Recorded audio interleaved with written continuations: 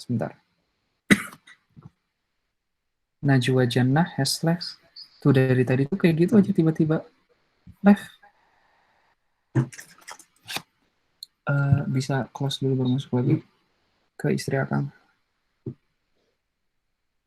Jadi itu ada yang keluar, dia masuk langsung keluar, begitu nggak bisa aja masuk lagi semuanya.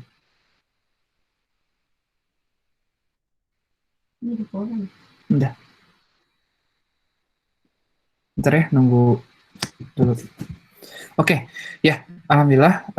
Terima kasih yang sudah hadir. Insya Allah kita akan bahas tentang yang membatalkan syahadatain. Mungkin udah ada yang pernah, kita ulang lagi sama awal-awal barok. Oke.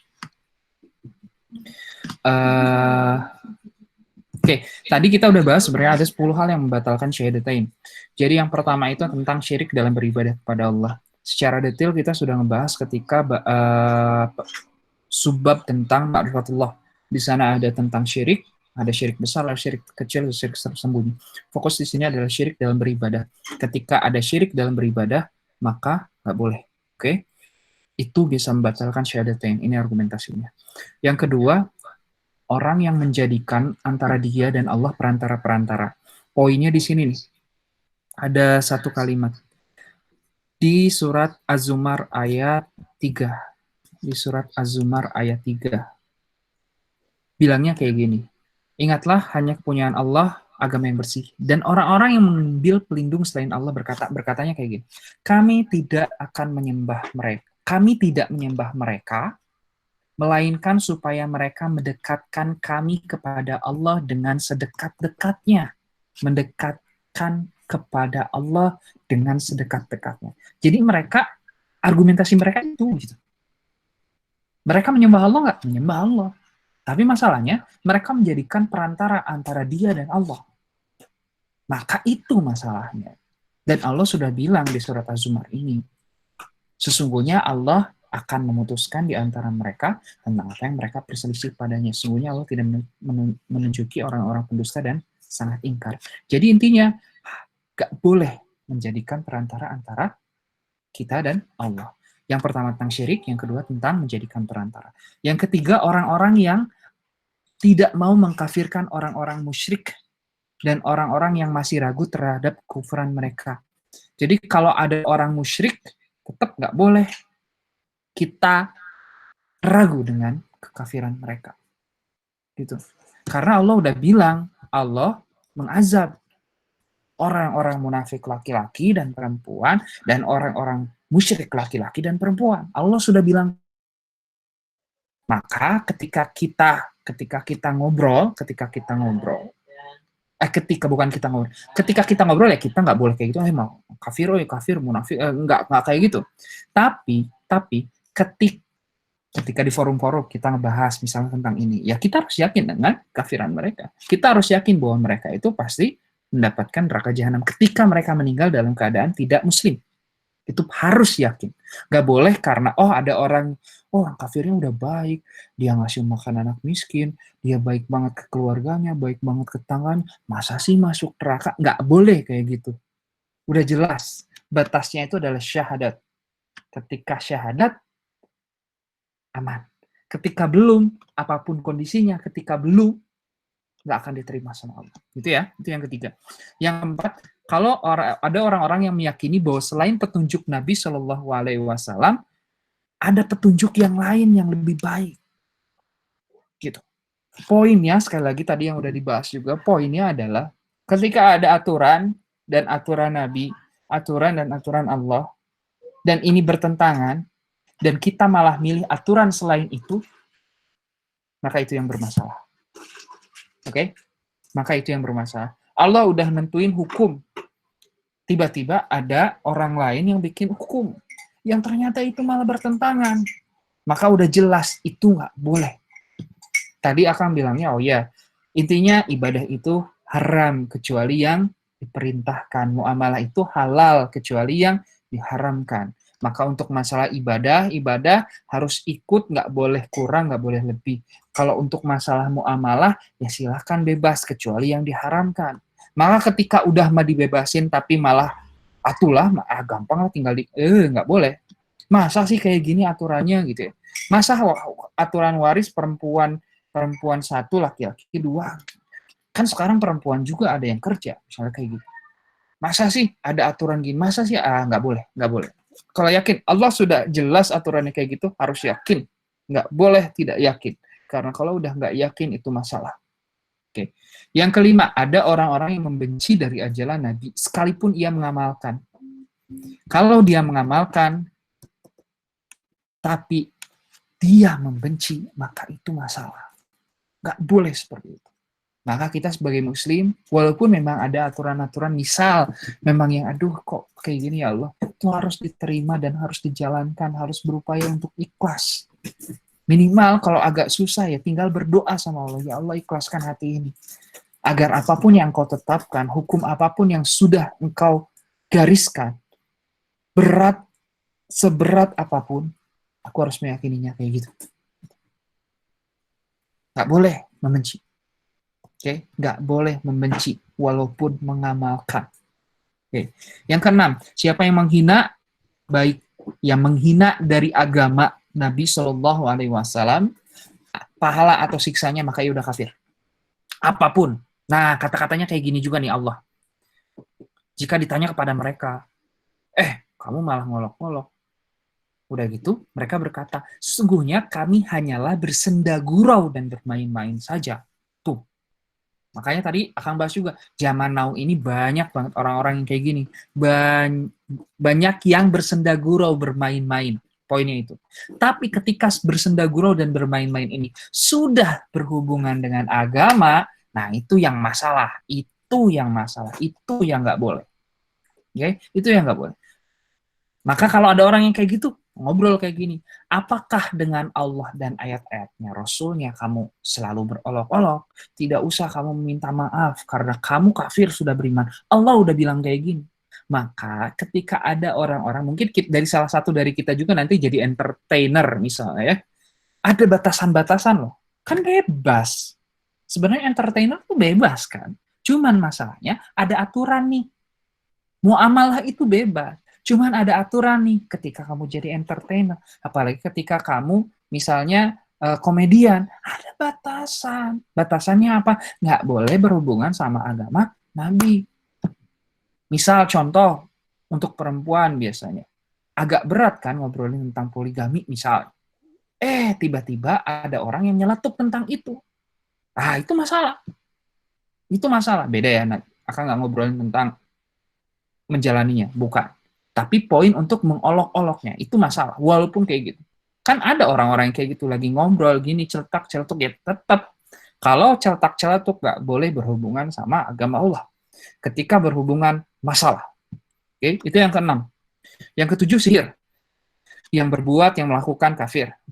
Ini ceritanya tentang sihir setan-setan pada kerajaan Sulaiman. Sihir yang diajarkan oleh malaikat di negeri Babil, Harut Marut. Pokoknya poinnya nggak boleh berbuat sihir, nggak boleh melakukannya, maka kafir. Sihir itu ada. Sihir itu apa? Sesuatu yang di luar akal kita, tapi bisa terjadi. Rasulullah pernah Rasulullah hampir waktu itu pernah Isra Mi'raj juga, tapi dilindungi oleh Allah. Rasulullah pernah kena, tapi kena atau tidaknya itu bagian dari takdir Allah.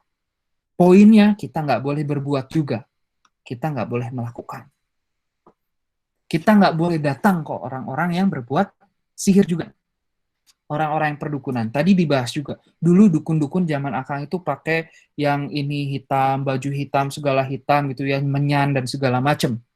Karena nganggapnya itu orang pintar misalnya, itu orang pintar. Tapi kalau zaman sekarang sudah geser. Yang kayak gitu udah dijauhin. Orang-orang sudah lebih paham tentang Islam. Akhirnya mereka pakai pakaian-pakaian koko, pakai kopiah, pakai apa, dibilangnya kiai, dibilangnya apa. Padahal yang dia kasih semua sihir-sihir juga. Dulu Islam di Indonesia, Islam itu nggak ada di Indonesia. Nggak ada. Adanya agama-agama yang memang Hindu gitu ya. Orang Islam masuk, maka ada orang Islam yang nggak bisa lepas dari itu. Akhirnya cuma ngeganti bacaan-bacaan mereka yang asalnya bahasanya aneh-aneh itu diganti dengan bahasa Arab.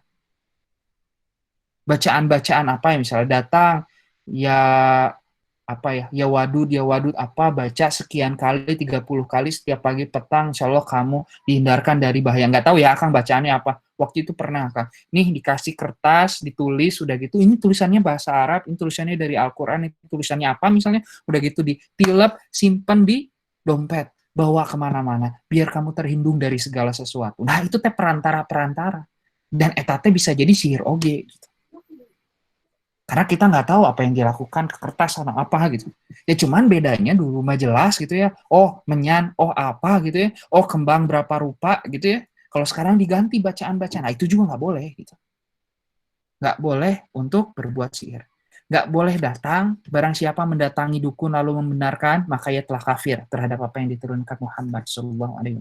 Yang kedelapan, mendukung kaum musyrikin dan menolong mereka dalam memusuhi umat Islam. Garis bawahi, bold, memusuhi umat Islam.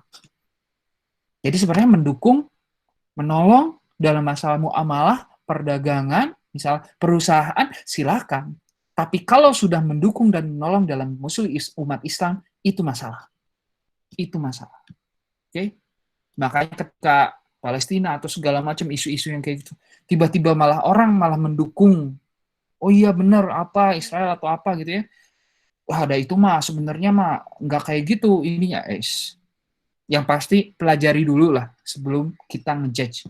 Kalau misalnya sudah belajar, sudah yakin, baru kalau ada apa-apa tiba-tiba ini bener nggak sih Palestina, bener nggak sih yang di India, bener nggak sih yang di Rohingya, bener nggak sih yang di Uyghur, bener nggak sih yang di mana, cek dulu, jangan sampai asal. Kalau kita nggak tahu ya udah diam diri, pahami segala macam sampai udah tahu baru ikut. Kalau nggak diam, tapi poinnya jangan sampai membantu mereka. Jangan-jangan itu benar, tiba-tiba kita malah mendukung mereka, lah bahaya. Ini sudah diwanti-wanti. Jangan kamu mengambil orang-orang Yahudi dan Nasrani menjadi pemimpin-pemimpin. Oke? Okay? Yang 9, kalau ada orang yang meyakini bahwa ada sebagian orang yang boleh keluar dari syariat Islam, akhirnya nggak perlu sholat lagi, akhirnya nggak perlu apalagi karena dia mau udah jadi wali, maka dia kafir. Rasulullah SAW aja sampai meninggal gitu masih melakukan semua kewajiban-kewajiban sebagai seorang manusia. Masa tiba-tiba ada orang yang rasa dirinya wali? Ya iya teh sarua. Salah satunya kayak tadi. Oh ada dukun, ada apa. Nah orang-orang bisa jadi kayak begini juga. Gitu. Ngerasa udah jadi wali, ngerasa jadi apa. Wow, jadi mikirnya macam-macam. Itu masalah. Oke, dan yang 10 berpaling dari agama Allah, tidak mempelajarinya, tidak mengamalkan. Maka nggak boleh berpaling. Maka harus mempelajari. Maka harus mengamalkan. Oke, ini 10 hal yang membatalkan syahadatain. Jadi yang pertama tentang syirik, yang kedua perantara antara dia dan Allah, yang ketiga orang yang tidak mau mengkafirkan orang-orang musyrik dan orang-orang yang masih ragu terhadap kekufuran mereka. Yang keempat meyakini ada petunjuk selain petunjuk Muhammad SAW, ada hukum yang lebih baik dari yang disampaikan beliau. Yang kelima, membenci dari ajaran Nabi, sekalipun dia mengamalkan. Yang keenam, menghina sesuatu dari Nabi SAW, baik pahala atau siksa, maka kafir juga. Yang ketujuh, tentang sihir, maka kafir juga. Yang kedelapan, mendukung dalam memusuhi orang Islam, itu nggak boleh juga. Yang sembilan, meyakini bahwa boleh keluar, ada sebagian orang yang boleh keluar dari syariat, itu juga udah nggak boleh. Yang 10, berpaling dari agama Allah. Itu yang membatalkan syahadatain. Di awal akan juga bahas. Biasanya yang lain kita bahas. Syahadat nggak tahu tuh yang membatalkan. Tapi sholat, zakat, puasa, naik haji kita tahu yang membatalkan. Apa? Nah, masalahnya yang pertama ini.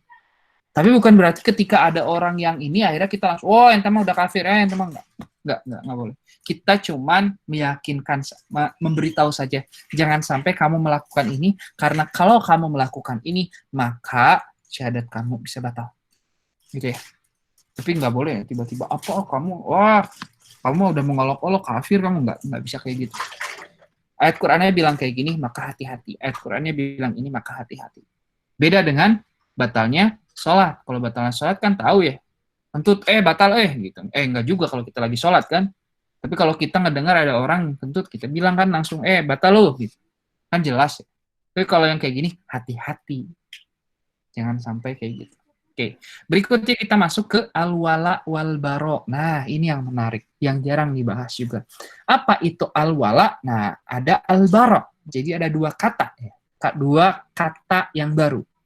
Kata al-wala itu artinya mencintai, menolong, mengikuti, mendekatkan.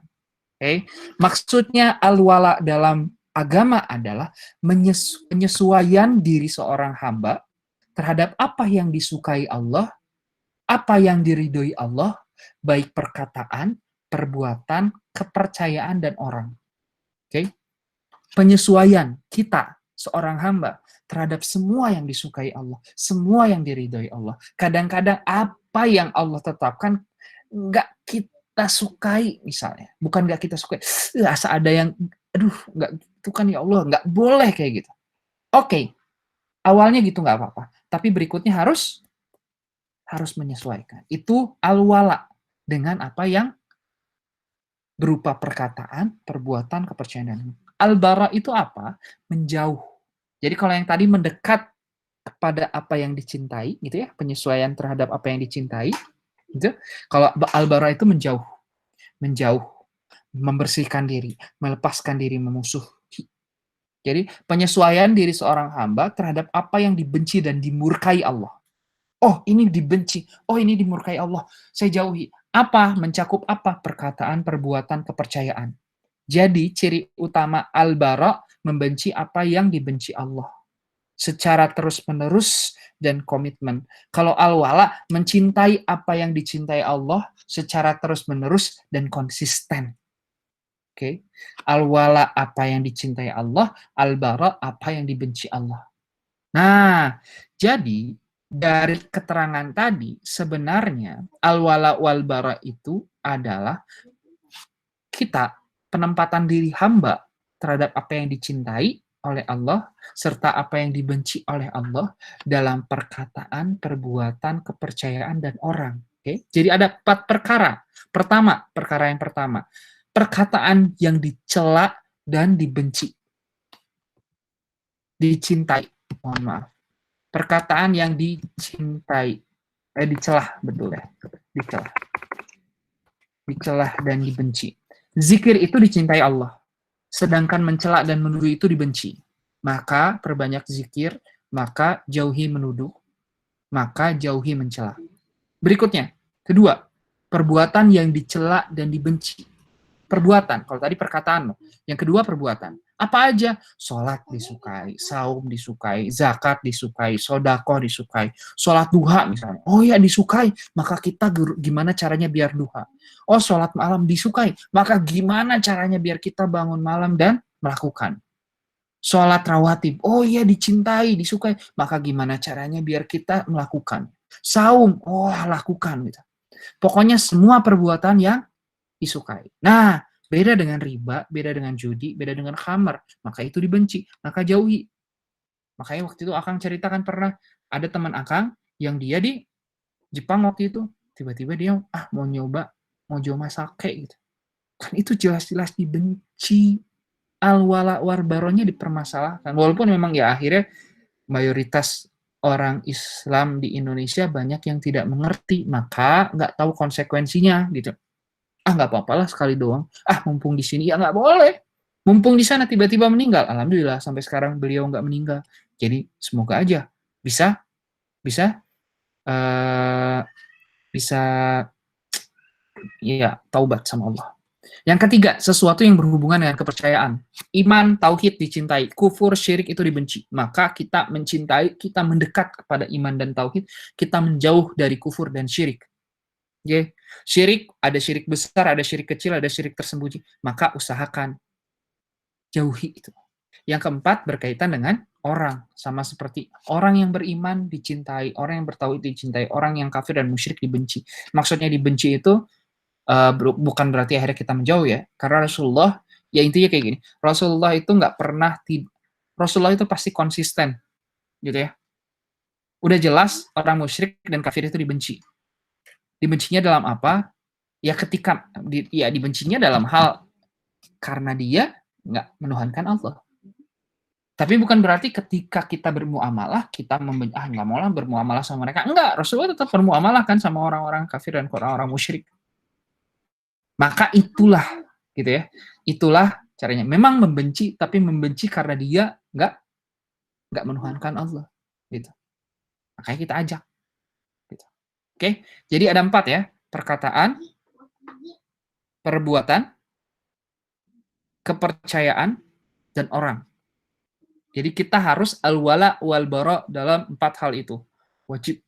Kalau ada yang belum sesuai dengan hati, maka belajar, maka doakan diri sendiri agar bisa mencintai dengan sepenuhnya, gitu ya.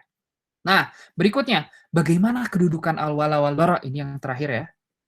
Ini yang terakhir. Bagaimana kedudukan al-wala wal bara? Pertama, ia bagian penting dari syahadat la ilaha illallah, melepaskan diri dari semua sesembahan selain Allah. Oke? Yang pertama itu, bagian penting dari makna la ilaha illallah. Yang kedua, ia merupakan, ini silakan dibaca sendiri nanti ya di surat An-Nahl ayat 36 argumentasinya itu. Yang kedua, ia merupakan bagian dari ikatan iman yang kuat. Rasulullah Shallallahu Alaihi Wasallam bersabda, ikatan iman yang paling kuat adalah cinta karena Allah dan benci karena Allah. Cinta karena Allah dan benci karena Allah. Gitu ya. Maka nanti sebenarnya kalian mah emang belum waktunya. Ketika nanti mau nikah, suka sama seorang ya, lihat seorang itu cinta nggak sama Allah. Atau jangan-jangan malah seorang itu nggak cinta sama Allah, ngapain kita mencintai dia? Gitu ya. Ikatan iman yang paling kuat itu. Yang ketiga, ia merupakan sebab utama hati merasakan lezatnya iman. Rasulullah SAW bersabda ini.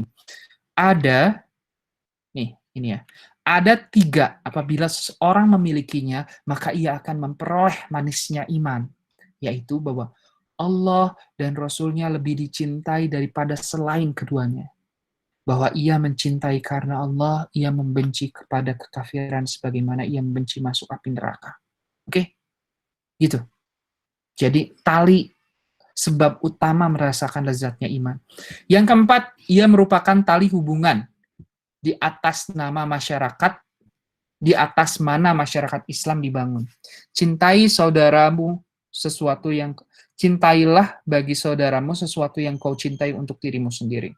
Rasulullah bersabda seperti itu. Atau di surat Al-Hujurat. Sesungguhnya orang-orang mukmin adalah bersaudara, karena itu damaikanlah antara saudaramu dan bertakwalah kepada Allah supaya kamu mendapat rahmat. Tali hubungan. Oke. Bahkan kita nggak tahu orangnya, nggak kenal orangnya, ketika orang itu ya kayak Palestina misalnya. Ketika di sana, di Gaza bermasalah, kita kan doakan minimal, nggak bisa datang ke sana, nggak bisa berkontribusi, kita mendoakan. Walaupun kita nggak kenal mereka. Gitu ya. Kadang-kadang kita nggak kenal sama misalnya kalian nanti, kalau dulu Akang ceritanya waktu di SMP kan di KRM gitu ya, DKM-nya SMP namanya KRM.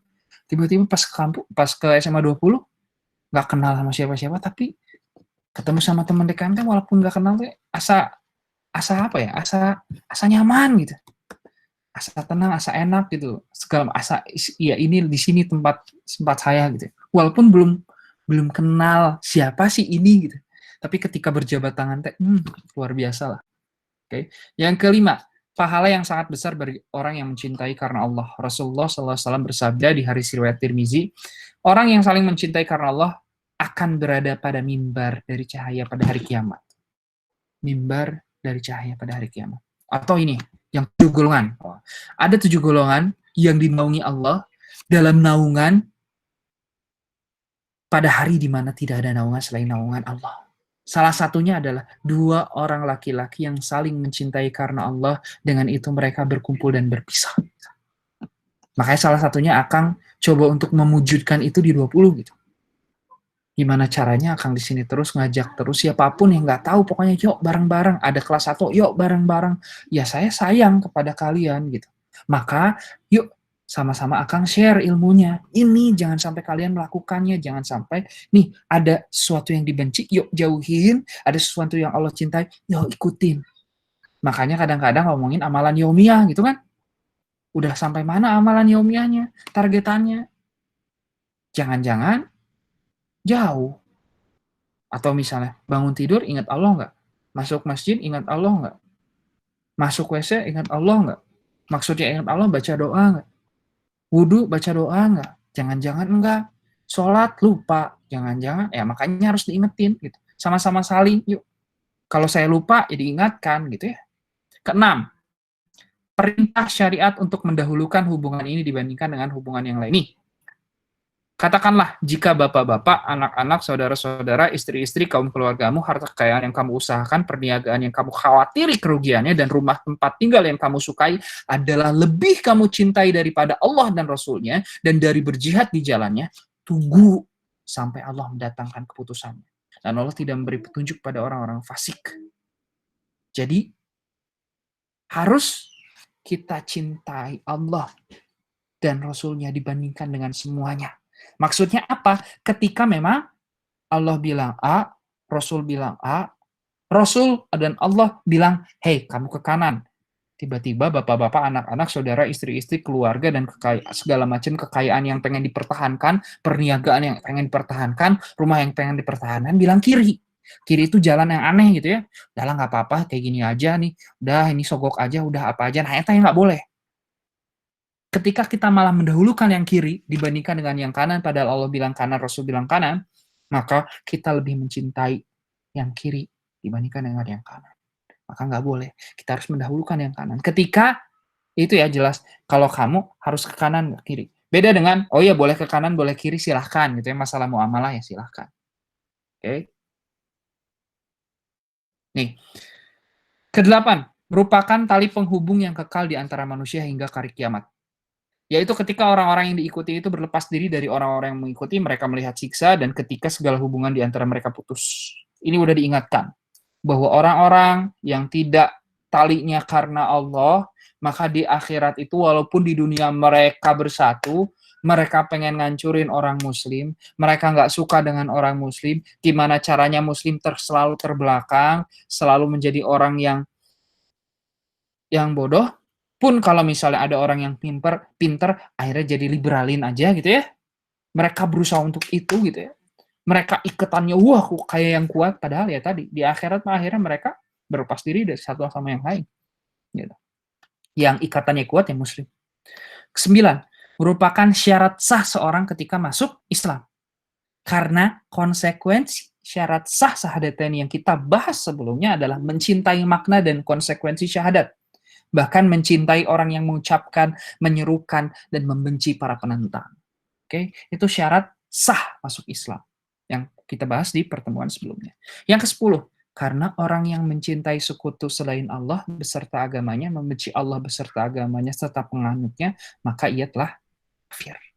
Iya, tuh. Nah, ke-11, al-wala wal bara adalah penyempurna keimanan. Rasulullah SAW bersabda di hadis riwayat Ahmad, barang siapa mencintai karena Allah, membenci karena Allah, memberi karena Allah, menolak karena Allah, maka sungguhnya dia telah menyempurnakan iman. Gitu. Mungkin menolak, saya mah nggak mau ada dikasih sogokan, saya mah nggak mau, ini mah bukan saya. Nanti kalau kamu nggak ngasih, malah uang ini dipakai sama orang-orang yang tidak menyukai agama Allah dan dipakai untuk memerangi, nggak peduli. Pokoknya kata Allah ini nggak boleh. Kalau itu dipakai sama mereka ya biarin. Toh kalau misalnya mereka sudah berkumpul segala macam pengen ngancurin ya Allah nggak bilang nggak hancur ya nggak hancur. Gitu. Jadi santai aja.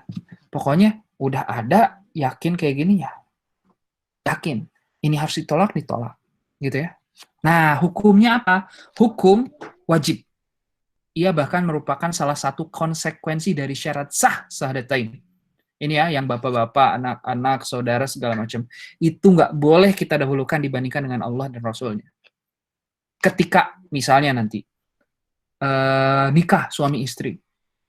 Istrinya misalnya, udah nggak usah gitu ke orang tua gini-gini. Dan suaminya malah ngikut istri.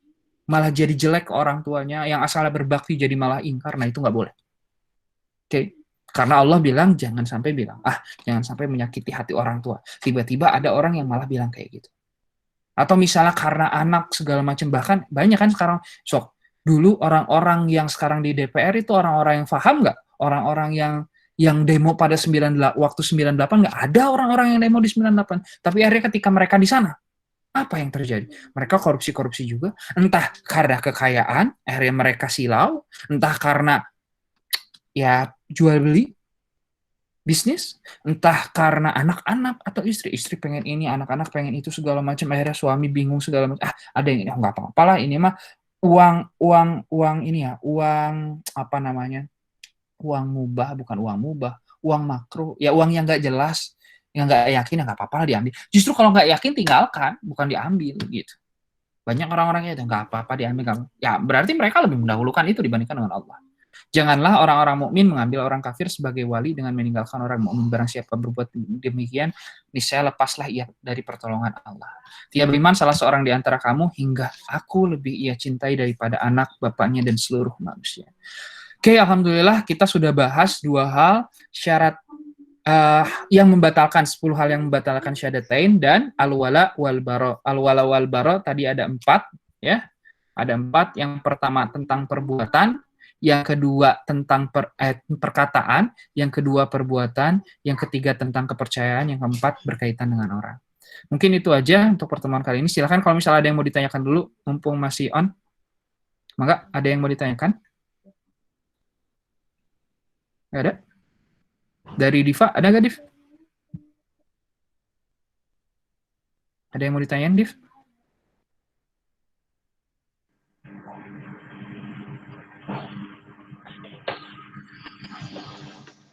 Ada, Div?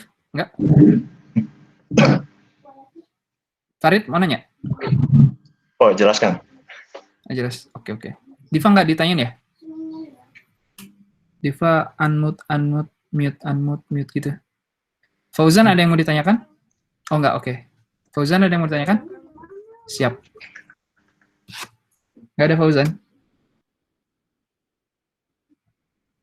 Faiza? Faiza nggak ada? Enggak. Oke. Najwa ada? Nggak ada? Oke, nggak. Faiza nggak ada, Najwa nggak ada. Regina ada? Re?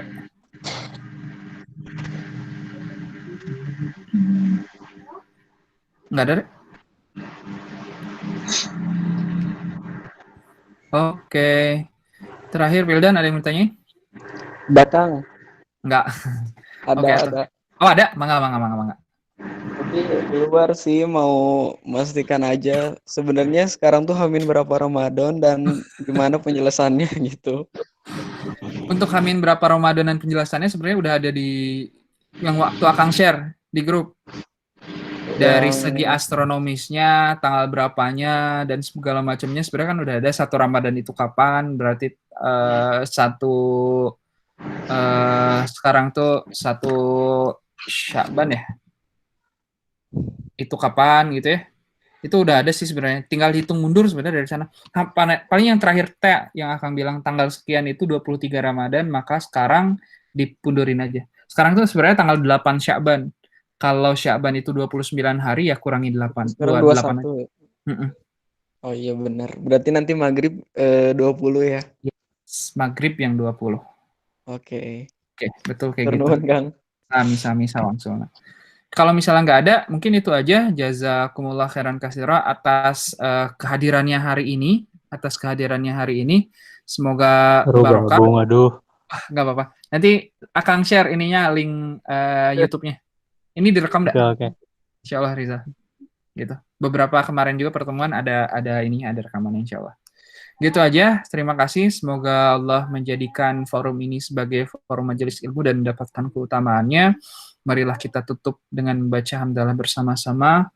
Alhamdulillahirabbil alamin. Istighfar. Astagfirullahaladzim. Dan doa akhir majelis, subhanakallahumma rabbana wa bihamdika asyhadu an la ilaha illa anta astaghfiruka wa atubu ilaik. Aqulu qali hadza wa astaghfirullah li wa lakum. Assalamualaikum warahmatullahi wabarakatuh. Waalaikumsalam warahmatullahi wabarakatuh.